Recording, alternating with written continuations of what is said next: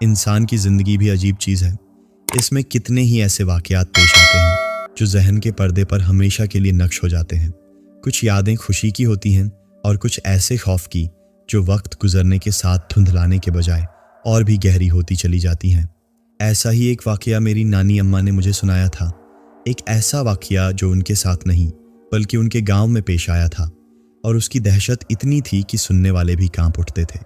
یہ بات پاکستان بننے سے بھی بہت پہلے کی ہے، جب یہ سرزمین ہندوستان کا حصہ تھی اور زندگی آج کے مقابلے میں بہت سادی مگر وہم اور روایتوں میں گھری ہوئی تھی۔ یہ واقعہ اپنی تمام تر وحشت اور ہیبت کے ساتھ آج بھی میرے تصور میں ویسا ہی تازہ ہے جیسے میں نے اسے اپنی آنکھوں سے دیکھا ہو۔ تو آئیے آج میں آپ کو یہ قصہ اپنی نانی کی زبانی سناتی ہوں۔ پاکستان کے شمال مغربی کونے پر، جہاں پہاڑوں کے سلسلے آسمان سے باتیں کرتے ہیں، ایک دور دراز علاقہ کوہستان کے نام سے جانا جاتا تھا۔ اس علاقے کا ایک چھوٹا سا قصبہ تھا جس کا نام کوہسار تھا۔ اس کے چاروں طرف اونچے نیچے بنجر اور پتھریلے پہاڑ تھے۔ میلوں تک چھٹیل میدان اور نوکیلی چٹانیں پھیلی ہوئی تھیں۔ آج سے کوئی 70-80 برس پہلے کی بات ہے، جب آبادی نہ ہونے کے برابر تھی اور ہر طرف ویرانی اور سناٹے کا راج تھا۔ دن کے وقت بھی ایک عجیب سی خاموشی چھائی رہتی اور رات ہوتے ہی یہ خاموشی خوف میں بدل جاتی۔ کوہسار ایک مرکزی قصبہ تھا جس کے ارد گرد چھوٹے چھوٹے گاؤں پہاڑوں کی ڈھلانوں پر بکھرے ہوئے تھے۔ ہمارا گاؤں بھی انہی پہاڑوں کے بیچوں بیچ ایک بلند پہاڑ پر آباد تھا۔ گاؤں کیا تھا، بس بمشکل 20-25 گھرانوں کا ایک مجموعہ، اور گھر بھی آج کی طرح ایک دوسرے سے جڑے ہوئے نہیں تھے، بلکہ پہاڑی راستوں پر فاصلے فاصلے سے بنے تھے۔ گاؤں کے آخری سرے پر ذرا سی اترائی میں ایک چھوٹا سا کچا مکان تھا۔ مٹی اور گاڑے سے بنی دیواریں اور لکڑی کی چھت والا یہ گھر باقی گاؤں سے کچھ الگ تھلگ سا تھا۔ اس مکان میں ایک نہایت ہی شریف اور خاموش طبیعت بوڑھا جوڑا رہا کرتا تھا۔ لوگ انہیں رحمان خان اور زینب بی بی کے نام سے جانتے تھے۔ ان کا ایک ہی بیٹا تھا، اسلم، جو روزی روٹی کی تلاش میں شہر چلا گیا تھا اور وہیں کسی کارخانے میں محنت مزدوری کرتا تھا۔ وہ 2 مہینے بعد اپنے والدین سے ملنے آتا، ان کی خیریت لیتا اور ان کے خرچ کے لیے کچھ پیسے دے جاتا۔ اس بوڑھے جوڑے کو شادی کے کئی سال بعد اولاد کی نعمت ملی تھی۔ کہتے ہیں کہ شادی کے 15-20 سال بعد اللہ نے انہیں بیٹے سے نوازا تھا، اسی لیے وہ اسے جان سے بھی زیادہ عزیز رکھتے تھے۔ رحمان خان اب عمر کی اس حد کو پہنچ چکے تھے جہاں جسم ساتھ چھوڑ دیتا ہے، اور ان کا بیٹا اب بھی محض 22-23 سال کا ایک مضبوط جوان تھا۔ بیٹا بہت فرما بردار تھا اور اپنے والدین سے بے انتہا محبت کرتا تھا۔ اس نے کبھی انہیں کسی چیز کی کمی محسوس نہ ہونے دی، لیکن اس کے دل میں ہمیشہ ایک کھسک رہتی کہ وہ ان کے پاس رہ کر ان کی خدمت نہیں کر سکتا تھا، مگر پیٹ کا دوزخ بھرنے کے لیے اسے اپنے گھر، اپنے گاؤں سے دور رہنا پڑتا تھا۔ اس کی ماں یعنی زینب بی بی ایک صابر اور ہمت والی عورت تھی، جبکہ اس کا شوہر رحمان خان پچھلے کئی سال سے بہت لاچار اور کمزور ہو چکا تھا۔ اس کی وجہ ایک لمبی بیماری تھی۔ رحمان خان کو سانس کی تکلیف تھی جو وقت کے ساتھ ساتھ بڑھتی ہی جا رہی تھی۔ گاؤں کے حکیم نے بتایا تھا کہ اس کے پھیپھڑے کمزور ہو چکے ہیں اور اب کسی دوا کا اثر نہیں ہوگا۔ وہ اکثر بستر پر ہی پڑا رہتا اور مشکل سے سانس لیتا۔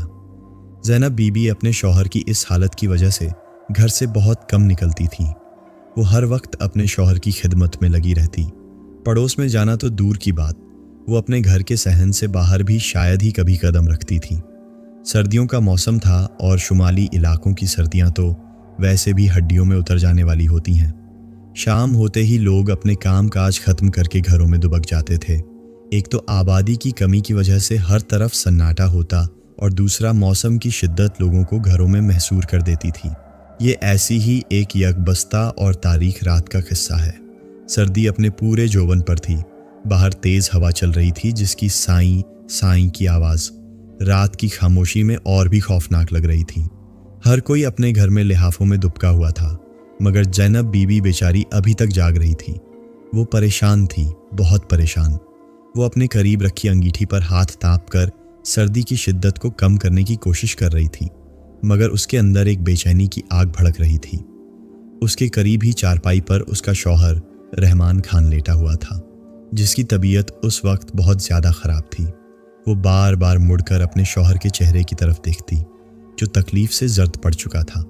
پھر اس نے ہمت کر کے اٹھ کر اپنے شوہر کے ماتھے پر ہاتھ رکھا اور دھیمی آواز میں پوچھا، آپ کی طبیعت اب کیسی ہے؟ رحمان خان نے بمشکل اپنا کمزور ہاتھ اٹھایا اور کہا، میں کچھ بہتر ہوں، تم جا کر آرام کرو۔ زینب بی بی اس کی طرف غور سے دیکھتی ہوئی اپنی چارپائی کی طرف بڑھی اور لیٹ گئی، مگر اس کا دل اندر سے بری طرح گھبرا رہا تھا۔ وہ جانتی تھی کہ اس کے شوہر کی حالت ٹھیک نہیں، اسے سانس لینے میں سخت مشکل ہو رہی تھی، مگر وہ بیچارہ تکلیف کے باوجود لحاف اوڑھے بے سدھ پڑا تھا۔ اسی طرح خاموشی میں وہ چھت کو گھورتی رہی۔ نہ جانے کتنی دیر گزر گئی۔ رات گہری ہوتی جا رہی تھی اور باہر ہوا کا شور بڑھتا جا رہا تھا۔ آہستہ آہستہ اس کی آنکھیں بوجھل ہونے لگیں اور اسے نیند آنے لگی کہ اچانک رحمان خان پر کھانسی کا شدید دورہ پڑا۔ وہ اس زور سے کھانسا کہ اس کا پورا جسم ہل کر رہ گیا۔ کھانستے کھانستے اس بیچارے کا برا حال ہو گیا۔ زینب بی بی ہڑبڑا کر اٹھ بیٹھی اور جلدی سے اپنے شوہر کے پاس آ کر چارپائی پر بیٹھ گئی۔ اس نے فوراً پاس پڑے میز سے پانی کا گلاس اٹھایا اور اپنے شوہر کی طرف بڑھایا، مگر وہ اتنا کھانس رہا تھا کہ پانی پینا بھی اس کے لیے محال تھا۔ کھانسی کی شدت سے اس کی آنکھیں باہر کو ابل پڑی تھیں۔ زینب بی بی نے گھبرا کر دواؤں کی طرف دیکھا۔ اسے اچھی طرح یاد تھا کہ سونے سے پہلے اس نے اپنے شوہر کو رات کی دوا کھلا دی تھی۔ اسے یہ تو معلوم تھا کہ اس کا شوہر بہت بیمار ہے، مگر وہ یہ نہیں جانتی تھی کہ اس کے پھیپھڑے تقریباً ختم ہو چکے ہیں۔ یہ بہت پرانے وقتوں کی بات ہے۔ اس زمانے میں علاج معالجے کی وہ سہولتیں کہاں تھیں جو آج ہیں۔ یہ صرف حکیم ہی جانتا تھا کہ رحمان خان کی زندگی کے دن گنے جا چکے ہیں۔ اپنے شوہر کی بگڑتی حالت دیکھ کر زینب بی بی بہت پریشان ہو گئی۔ وہ اندر ہی اندر سہم گئی تھی تو وہ بہادر عورت، لیکن اس وقت جو حالت اس کے شوہر کی تھی وہ اس کے لیے ناقابل برداشت تھی۔ اس نے شوہر کے ماتھے پر ہاتھ رکھا اور اسے تسلی دینے لگی، مگر اس کا اپنا دل خون کے آنسو رو رہا تھا۔ ان کے پاس اتنے پیسے نہیں تھے کہ شہر جا کر کسی اچھے اسپتال سے علاج کروا سکیں۔ وہ دل ہی دل میں قرآنی آیات کا ورد کرنے لگی اور اس کے چہرے پر پھونکنے لگی کہ شاید اللہ رحم کر دے اور اس کی حالت سنبھل جائے، مگر شاید زینب بی بی کی دعاؤں کا وقت گزر چکا تھا۔ اس کی حالت بگڑتے بگڑتے اتنی خراب ہو گئی کہ آخر اس کے شوہر نے ایک لمبی ہچکی لی اور اس کی سانس ہمیشہ کے لیے رک گئی۔ اس کی گردن ایک طرف کو ڈھلک گئی۔ زینب بی بی کا شوہر رحمان خان مر چکا تھا۔ جب زینب بی بی نے اسے مرتے ہوئے دیکھا تو ایک دل خراش چیخ اس کے حلق سے نکلی اور پھر وہ دھاڑیں مار مار کر رونے لگی۔ وہ اپنے شوہر کی لاش سے لپٹ گئی اور ہچکیاں لے کر رونے لگی۔ روتے روتے اس بیچاری کا برا حال ہو گیا۔ وہ اتنی تھک گئی کہ جیسے پتھر کا بت بن گئی ہو۔ نہ جانے رات کا کون سا پہر بیت چکا تھا۔ آدھی رات گزرنے والی تھی اور اس کا شوہر اسے اس دنیا میں تنہا چھوڑ گیا تھا۔ اس کی دنیا جیسے اجڑ کر رہ گئی تھی۔ روتے روتے اب اس کے آنسو بھی آنکھوں میں سوکھ چکے تھے۔ کتنی ہی دیر وہ گمسم سی اپنے شوہر کی میت کو بیٹھی دیکھتی رہی۔ پھر جب ذرا حواس بحال ہوئے تو اس نے سوچا کہ مجھے ہمت سے کام لینا چاہیے۔ خدا کی رضا اسی میں تھی۔ میرے شوہر کی زندگی بس اتنی ہی لکھی تھی۔ اس نے سوچا اب مجھے ہمت کرنی ہوگی۔ میں اب اکیلی ہوں، میرا بیٹا بھی میرے پاس نہیں ہے۔ اس نے سوچا کہ مجھے گاؤں والوں کو اطلاع دے دینی چاہیے۔ جب زینب بی بی کے حواس کچھ بحال ہوئے تو اس کے ذہن میں سب سے پہلا خیال یہی آیا کہ گاؤں والوں کو اس سانحے کی خبر کرنی چاہیے۔ لیکن پھر اس نے وقت دیکھا۔ رات کے 2 بج رہے تھے۔ باہر گھپ اندھیرا تھا اور یکبستہ ہوا چیخ رہی تھی۔ اس نے سوچا کہ اس وقت کسی کو جگانا ٹھیک ہوگا۔ گاؤں کے لوگ پہلے ہی سردی سے اپنے گھروں میں بند تھے، ایسے میں کسی کو بے وقت تکلیفاً دینا اسے مناسب نہ لگا۔ مگر پھر وہ اندر ہی اندر خوف سے کانپ اٹھی۔ اس ویران گھر میں اپنے شوہر کی میت کے پاس اکیلے بیٹھنا اس کے بس کی بات نہیں تھی۔ اس کے دل میں ایک انجانا خوف سر اٹھا رہا تھا۔ اسے لگ رہا تھا جیسے کمرے کی دیواریں اسے گھور رہی ہیں اور چھت اس پر گری پڑ رہی ہے۔ اس نے خود سے کہا، اگر میں نے صبح تک انتظار کیا تو گاؤں والے ناراض ہوں گے، کہیں گے کہ دکھ کی گھڑی میں ہمیں یاد نہیں کیا۔ گاؤں میں ایک دوسرے سے محبت اور بھائی چارے کا رشتہ بہت گہرا تھا۔ لوگ ایک دوسرے کے دکھ سکھ میں فوراً شریک ہوتے تھے۔ یہی سوچ کر اس نے فیصلہ کیا کہ اسے ابھی گاؤں والوں کو اطلاع کر دینی چاہیے۔ یہ سوچ کر وہ ہمت کر کے اٹھی اور دروازہ کھول کر باہر جھانکا۔ سرد ہوا کا ایک تیز اور برفیلا جھونکا اس سے ٹکرایا تو وہ کانپ کر رہ گئی، مگر اس نے ہمت نہیں ہاری۔ उस ज़माने में गांव में एक रिवाज था कि अगर गांव में अचानक कोई मौत वाक़ई हो जाती तो घर का कोई फर्द एक ढाती थाली या परात लेकर उसे किसी पत्थर या लकड़ी से ज़ोर ज़ोर से पीटता था, ताकि उसकी आवाज़ सुनकर सारा गांव जाग जाए और उन्हें मालूम हो जाए कि कोई नागहानी आफत आन पड़ी है। जाहिर है उस ज़माने में लाउड स्पीकर तो थे नहीं, यहाँ तक कि मस्जिद में अजन भी बगैर लाउड स्पीकर के ही दी जाती थी। ज़ैनब बीबी ने बावर्ची खाने से एक पुरानी थाली और एक पत्थर उठाया। उसने अपने घर का दरवाज़ा खोला और गली में आ गई। उसने दरवाजे के दोनों पट बस बंद किए, बाहर से कुंडी नहीं लगाई। उसने सोचा कि कौन सा यहाँ चोर डाकुओं का डर है। फिर वह तेज़ तेज़ कदमों से चलती हुई अपने घर से ज़रा दूर आ गई, जहाँ से दूसरे मकानात कुछ करीब नज़र आ रहे थे। वहाँ पहुँचकर उसने थाली को ज़ोर ज़ोर से पीटना शुरू कर दिया। टन टन टन की आवाज़ उस खौफनाक सन्नाटे और हवा के शोर में दब कर रह गई। ये एक तरह का अलार्म था कि उसके घर में कोई मर गया है। इतनी भयानक और सर्द रात में जब सब लोग गहरी नींद सो रहे थे, भला उस बेचारी की थाली की आवाज़ कौन सुनता। जब काफ़ी देर तक वह थाली पीटती रही और किसी भी घर का दरवाज़ा न खुला, न कोई रोशनी नज़र आई, तो वह बेचारी मायूस हो गई। उसी मायूसी के आलम में उसकी आंखों से आंसू जारी हो गए। आज उसकी आवाज़ सुनने वाला कोई न था। वह थके हुए कदमों के साथ अपने घर की तरफ वापस चल पड़ी। जब चंद कदमों के फासले पर उसका घर रह गया तो एक ऐसी चीज़ हुई जिसे देखकर उसका दिमाग चकरा गया। उसके घर का दरवाज़ा बंद था और अंदर से कुंडी लगी हुई थी। उसने दरवाजे को धक्का देकर खोलने की कोशिश की, मगर बेसूद। उसे साफ महसूस हो रहा था कि अंदर से चिटखनी लगी हुई है। वह बड़ी हैरान और खौफजदा हो गई। अंदर से कुंडी किसने लगा दी? उसे अच्छी तरह याद था कि जब वह घर से निकली थी तो उसने दरवाजे को बस भीड़ा था, कुंडी नहीं लगाई थी। मगर उस वक्त दरवाज़ा अंदर से बंद था। किसी ने अंदर से दरवाजे को बंद कर लिया था। उसका दिमाग जैसे सुन्न हो गया।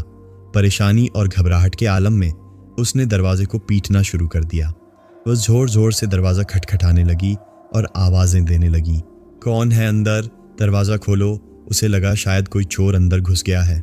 वह दरवाज़ा पीटती रही और फिर थोड़ी देर बाद अंदर से कुंडी खुलने की आवाज़ आई। कड़क की एक आवाज़ के साथ चिटखनी घूमा। कोई अंदर से दरवाज़ा खोल रहा था। ज़ैनब बीबी दहशत और तजस्सुस के मारे बुत बनी खड़ी थी। वह सोच रही थी कि उसकी चंद लम्हों की गैर मौजूदगी में उसके घर में कौन घुस आया, और फिर अगले ही लम्हे दरवाज़ा चरचराहट के साथ खुल गया। वह फ़ौरन आगे बढ़कर दरवाजे के अंदर दाखिल हुई। अंदर घुप अंधेरा था। उसने जल्दी से लालटेन रोशन की। रोशनी होते ही जो मंजर उसने देखा वो उसकी रूह फना करने के लिए काफ़ी था। दरवाज़ा खोलने वाला कोई और नहीं, उसके शौहर की लाश थी। वह लाश जो चंद लम्हों पहले बेजान पड़ी थी, अब उठकर चारपाई पर बैठी हुई थी। उसने अपना एक हाथ इतना लंबा कर लिया था कि बैठे बैठे उसका हाथ दरवाजे की कुंडी तक पहुंच गया था। ज़ैनब बीबी जैसे पत्थर का बुत बनकर रह गई। उसे अच्छी तरह याद था कि वह अपने शौहर की लाश को चारपाई पर सीधा लिटा कर गई थी, मगर अब वह बैठी हुई थी। उसके शौहर की लाश की आंखें बिल्कुल सफ़ेद हो चुकी थीं। उनमें आंखों की पतलियां कहीं नज़र नहीं आ रही थीं। बिल्कुल बेजान और बेनूर आंखें जो किसी भी किस्म के जज्बात से आ रही थीं। यह एक इंतहाई भयानक मंजर था। खौफ से बेचारी ज़ैनब बीबी के तो रोंगटे खड़े हो गए। जाहिर है जब ऐसा हौलनाक और दिल दहला देने वाला मंजर सामने होगा तो किसी भी इंसान की क्या हालत होगी। अभी वह यह फैसला भी न कर पाई थी कि यह क्या हो रहा है और उसे अब क्या करना चाहिए कि अचानक उसके शौहर की लाश में फिर से हरकत पैदा हुई। उसका बाजू जो पहले ही लंबा था अब और लंबा होता हुआ ज़ैनब बीबी की तरफ बढ़ने लगा। साफ महसूस हो रहा था कि वह लाश अपना हाथ लंबा करके ज़ैनब बीबी की गर्दन तक पहुंचना चाहती थी। ज़ैनब बीबी घबराकर पीछे हटी, मगर लाश उसके बहुत करीब पहुंच चुकी थी। लाश ने अपना हाथ और लंबा करके उसे पकड़ने की कोशिश की। ज़ैनब बीबी एक दिलखराश चीख मारते हुए घर से बाहर की तरफ भागी। दहलीज से बाहर निकलते ही उसने दोनों हाथों से जोर लगाकर दरवाजे को धकेला और दरवाजे के दोनों पट बंद कर दिए। इस बार उसने बाहर से लकड़ी की कुंडी चढ़ा दी और फिर गली की तरफ बेतहाशा भागने लगी। दौड़ते दौड़ते वह बेचारी घबरा कर बार बार मुड़कर पीछे भी देख रही थी, मगर शुक्र था कि घर से कोई चीज़ बाहर नहीं निकली थी। अब उसके जहन में सिर्फ एक ही नाम आया। गांव की मस्जिद के पेश इमाम ملا فتح دین، وہی اب اس کی مدد کر سکتے تھے۔ وہ دوڑتے دوڑتے ان کے گھر کے پاس جا پہنچی۔ بیچاری کا سانس بری طرح پھولا ہوا تھا۔ ان کے دروازے کے قریب جا کر اس نے دروازہ زور زور سے پیٹنا شروع کر دیا۔ کافی دیر کھٹکھٹانے کے بعد بھی اندر سے کوئی جواب نہ آیا۔ ایسا لگتا تھا جیسے ملا صاحب گہری نیند سو رہے تھے، مگر زینب بی بی پر خوف کا ایسا عالم طاری تھا کہ اس نے ہمت نہیں ہاری اور دونوں ہاتھوں سے دروازہ پیٹنا شروع کر دیا۔ چند لمحے گزرے ہوں گے کہ اندر سے ملا فتح دین کی نیند میں ڈوبی ہوئی آواز سنائی دی، ارے بھائی کون ہے؟ ذرا دم تو لو۔ ملا صاحب میں ہوں، زینب۔ زینب بی بی کے منہ سے کانپتی ہوئی آواز نکلی۔ اتنے میں چرچراہٹ کے ساتھ دروازہ کھلا اور ملا فتح دین دکھائی دیے۔ زینب بی بی ڈر کے مارے فوراً ایک دم اندر گھس گئی۔ ارے زینب بی بی خیریت؟ وہ اسے دھکیلتی ہوئی اندر داخل ہو گئی۔ ملا صاحب جو ابھی نیند سے اٹھے تھے ان کی نیند اڑ گئی۔ زینب بی بی خیریت تو ہے؟ اس وقت آدھی رات کو؟ انہوں نے فوراً دروازہ بند کیا اور پیچھے پلٹے۔ اتنے میں ملا صاحب کی بیوی بھی جاگ گئی تھی۔ زینب بی بی بری طرح گھبرائی ہوئی تھی اور جھاروں قطار رو رہی تھی۔ ملا صاحب، وہ میرا شوہر۔ ارے کیا ہوا تمہارے شوہر کو؟ خیریت تو ہے؟ ملا صاحب نے گہری آواز میں پوچھا۔ وہ ملا صاحب، میرا شوہر مر گیا۔ ملا صاحب یہ سن کر سکتے میں آ گئے اور افسوس بھرے لہجے میں بولے، اللہ تمہیں صبر دے زینب بی بی، یہ تو بہت بڑا سانحہ ہے۔ ملا صاحب جو رات کے اس پہر اٹھائے جانے پر غصے میں تھے، ان کا غصہ ایک دم ٹھنڈا پڑ گیا، اور پھر جب انہوں نے زینب بی بی سے تفصیل پوچھی تو اس نے روتے روتے انہیں سارا واقعہ کہہ سنایا۔ جب زینب بی بی نے ملا فتح دین کو سارا ماجرا سنایا کہ کس طرح وہ تھالی پیٹنے کے لیے گھر سے باہر نکلی اور پیچھے سے اس کے شوہر کی لاش ایک آصف بن گئی، تو یہ سن کر ملا صاحب کے بھی رونگٹے کھڑے ہو گئے۔ ان کی آنکھوں سے نیند کا شائبہ تک غائب ہو چکا تھا اور چہرے پر گہری تشویش کے آثار تھے۔ وہ سوچنے لگے کہ آخر یہ معاملہ کیا ہے۔ انہوں نے اپنی زندگی میں ایسے قصے سنے تو تھے، مگر کبھی اپنی آنکھوں سے ایسا کچھ نہیں دیکھا تھا۔ پہلے انہوں نے زینب بی بی کو اس کے شوہر کی موت پر تسلی دی اور کہا، بیٹی یہ سب قسمت کی بات ہے، ہمت رکھو۔ پھر کچھ دیر سوچنے کے بعد بولے، چلو میں تمہارے ساتھ چل کر ساری صورتحال دیکھتا ہوں۔ ملا فتح دین نے اپنی بیوی سے لالٹین لانے کو کہا اور زینب بی بی کو ساتھ لے کر باہر نکل آئے۔ باہر نکل کر کہنے لگے، مجھے اپنے ساتھ چند اور لوگوں کو بھی لے کر جانا ہوگا، اکیلے چل کر اس معاملے کو دیکھنا شاید ٹھیک نہ ہو۔ ملا صاحب بھی اندر سے خوف محسوس کر رہے تھے۔ یہ ان کی زندگی کا پہلا ایسا تجربہ تھا کہ کوئی لاش آصف زدہ ہو گئی ہو۔ پھر انہوں نے گاؤں کے چند بزرگ اور باہمت لوگوں کے دروازے کھٹکھٹائے، ایک ایک کر کے انہیں جگایا اور اپنے ساتھ زینب بی بی کے گھر چلنے کو کہا، اور ساتھ ہی انہیں ساری صورتحال سے بھی آگاہ کیا۔ گاؤں کے لوگ تو یہ سن کر ہی ڈر گئے تھے۔ کچھ نے تو ساتھ چلنے سے صاف انکار کر دیا، مگر کچھ لوگ جو دلیر تھے اور ملا صاحب کی عزت کرتے تھے، وہ ساتھ چلنے پر تیار ہو گئے۔ ملا صاحب نے سب لوگوں کی ہمت بندھائی اور کہا، خدا کا نام لے کر چلو، جب ہم سب ساتھ ہوں گے تو کوئی چیز ہمارا کچھ نہیں بگاڑ سکتی۔ ان کی باتوں سے لوگوں میں کچھ حوصلہ پیدا ہوا اور تقریباً سب لوگ ان کے ساتھ چلنے پر تیار ہو گئے۔ جب وہ سب لوگ ہاتھوں میں لالٹینیں اور لاٹھیاں پکڑے زینب بی بی کے مکان پر پہنچے تو دروازہ باہر سے ویسے ہی بند تھا جیسے زینب بی بی نے بند کیا تھا۔ ملا صاحب نے 2 آدمیوں کو اشارہ کیا کہ دروازہ کھولیں۔ جب دروازہ کھلا اور وہ اندر داخل ہوئے تو سب یہ دیکھ کر حیران اور خوفزدہ رہ گئے کہ زینب بی بی جو کہہ رہی تھی وہ حرف بہ حرف سچ تھا۔ اس کے شوہر کی لاش چارپائی پر بیٹھی ہوئی تھی۔ لاش کی حالت اس وقت ایک انتہائی خوفناک منظر پیش کر رہی تھی۔ اس کی آنکھوں کی دونوں پتلیاں غائب اور آنکھیں دودھ کی طرح سفید تھیں۔ اس کے ہونٹ کھلے ہوئے تھے اور چہرہ ایک بھیانک تاثر دے رہا تھا۔ لاش کو دیکھ کر لگتا ہی نہیں تھا کہ یہ کسی انسان کی لاش ہے۔ ایسا لگ رہا تھا جیسے کوئی بھوت یا عجیب مخلوق اس چارپائی پر بیٹھی ہوئی ہو۔ یہ منظر دیکھتے ہی کچھ لوگ ڈر کر پیچھے ہٹ گئے۔ ملا فتح دین کے منہ سے بلند آواز میں کلمہ کا ورد شروع ہو گیا اور ان کی دیکھا دیکھی دوسرے لوگوں نے بھی اونچی اونچی آواز میں قرآنی آیات پڑھنا شروع کر دیا۔ ان کی آوازوں سے کمرے کی فضا میں ایک ہیبت سی طاری ہو گئی۔ لاش چارپائی پر بے حس و حرکت بیٹھی ہوئی تھی۔ اسے دیکھ کر ہر ایک کے خوف سے پسینے چھوٹ رہے تھے۔ جب ملا صاحب قرآنی آیات کا ورد کر چکے تو بڑی کڑکدار آواز میں بولے، اے اللہ کی مخلوق، تو کون ہے اور اس بے جان جسم کو کیوں تنگ کر رہا ہے؟ क्यों इसके साथ आकर चिमट गया है। मुल्ला साहब की आवाज़ सुनकर उस मैयत के जिस्म में हरकत पैदा हुई। उसने अपनी गर्दन घुमाकर मुल्ला साहब की तरफ देखा और उसके मुंह से अजीब ओ गरीब खर्राहटें और खर्राटे निकलना शुरू हो गए, मगर उसकी ज़बान या उसकी बात किसी की समझ में ना आई। उसके मुंह से निकलने वाली आवाज़ें बहुत ही खौफनाक थीं। मुल्ला साहब फिर ऊंची आवाज़ में दहाड़े, बताता है तू कौन है या मैं तुझे जलाकर राख कर दूं। मगर वो आसिफ खामोश रहा।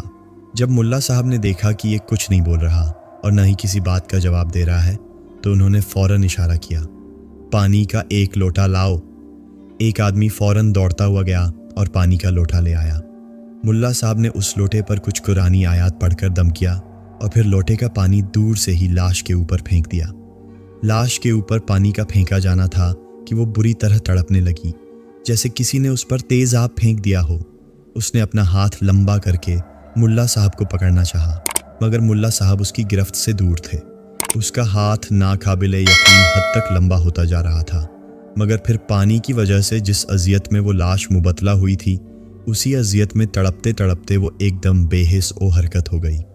उसका लंबा होता हुआ बाजू एकदम दोबारा अपनी असली हालत में आ गया और लाश बेजान होकर बिस्तर पर ढेर हो गई।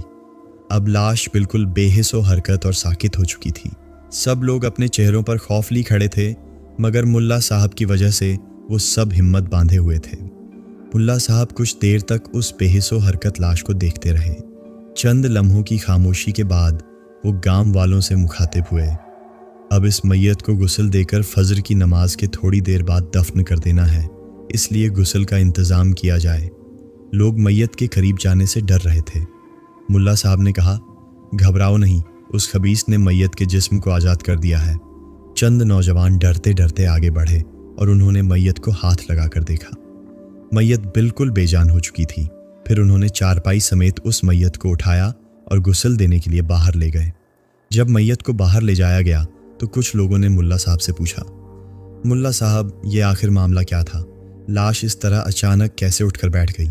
मुल्ला साहब ने एक गहरा सांस लिया और बोले, जैसा कि तुम जानते हो कि अल्लाह ताला ने इंसानों के साथ साथ कुछ ऐसी मखलूक भी पैदा की है जो हमें नज़र नहीं आती।